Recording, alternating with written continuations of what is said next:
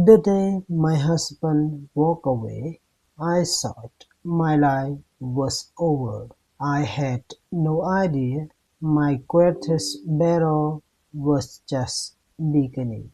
The day my husband left, he didn't slam the door. He didn't yell. He didn't even look back. He simply placed a wedding ring on the kitchen table, picked up a suitcase, and quietly said, "I can't do this anymore."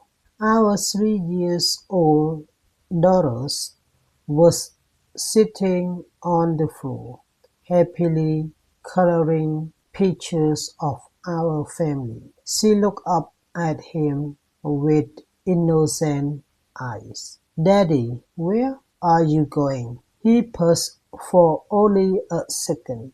"I'll be back soon." Those were the last words she ever heard him say. He never came back. People often think becoming a single mom begins with divorce papers. It doesn't. It begins with silence. The silence after the front door closes. The silence at the dinner table where one seat is suddenly empty. The silence after your child asks, "When is Daddy coming home?" and you have no answer. My name is Sarah.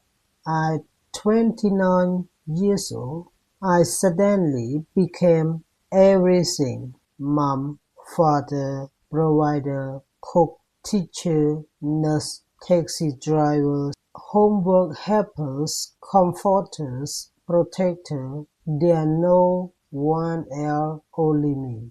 At first few weeks felt like a nightmare.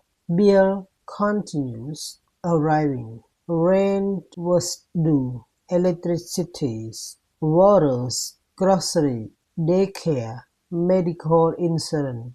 None of those things care that my heart has been broken. Life doesn't pause simply because you hurting. I had 327 left in my bank account. That money had to last until the end of the month. I stood in the market holding a box of cereal.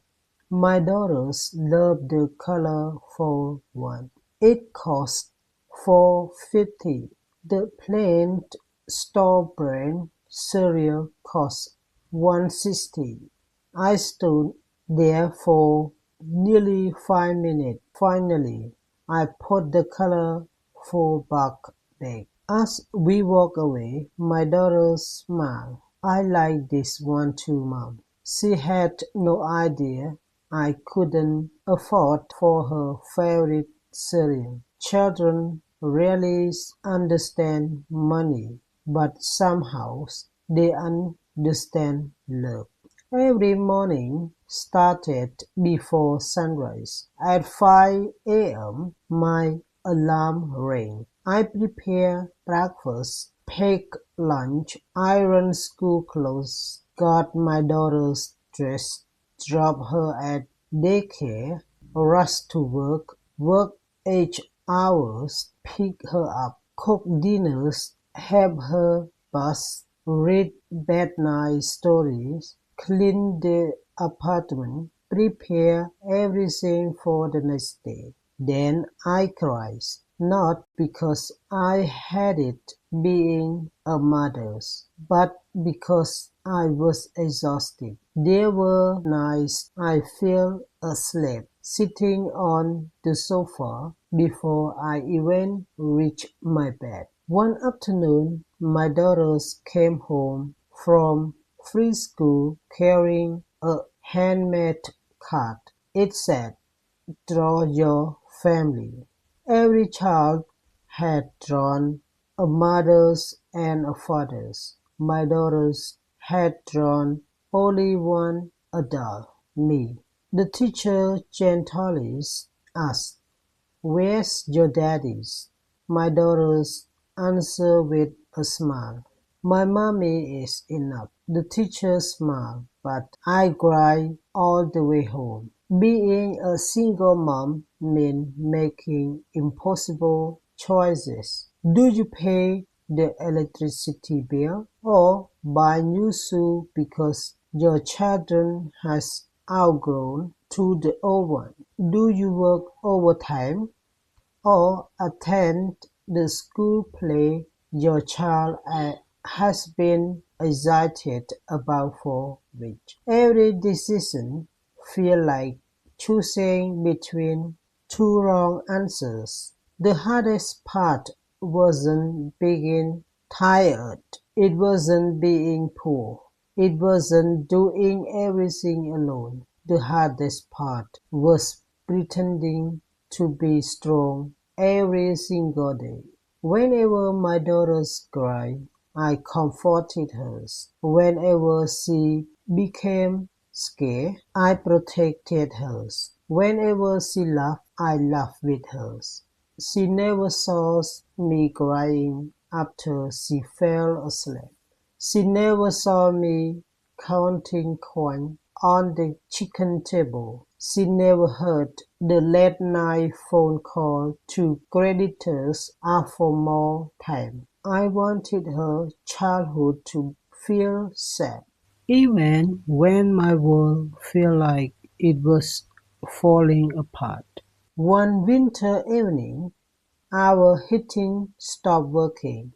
The repair cost more money than I had. Outside, snow covered the street. Inside, our apartment became colder every hour. I wrapped my daughters in every blanket we owned. Then I told her to go camping. She clapped excitedly. "This is fun." We built a blanket fort in the living room. We used flashlights. We told silly stories. She laughed until she fell asleep. She thought it was the best night ever. She never knew the truth. The truth was, I couldn't afford to fetch the heater. Birthdays became difficult.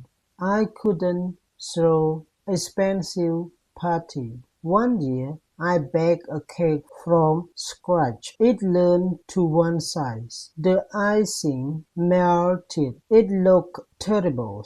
When my daughter saw it, her eyes became wild. "It's beautiful." She hugged me tightly. "It's the best birthday cake ever." Children don't remember expensive gifts. They remember who was there. As the year passed, my daughters began noticing things. One evening, she asked, "Mommy, why do you always wear the same shoes?" I looked down.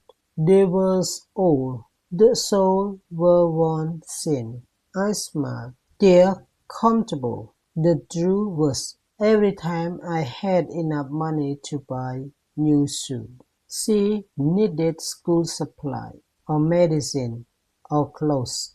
A mother need always came second. And somehow that became normal. When she was 12, she accidentally overheard a conversation. I was speaking with the landlord. "I promise I will pay next Friday."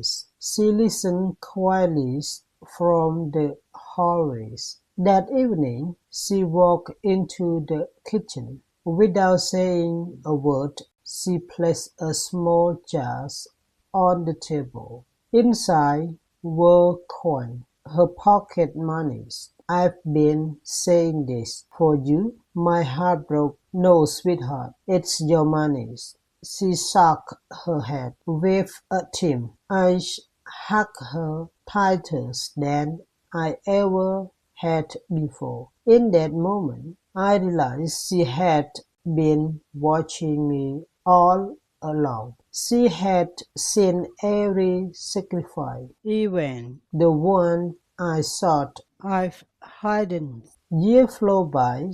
She graduated from high school with top grade. As she crossed the stage to receive her diploma, everyone applauded. I applauded the loudest because I remember every sleepless night, every unpaid bill, every tear, every sacrifice, every moment when I thought I couldn't continue. Yet somehow we made it together.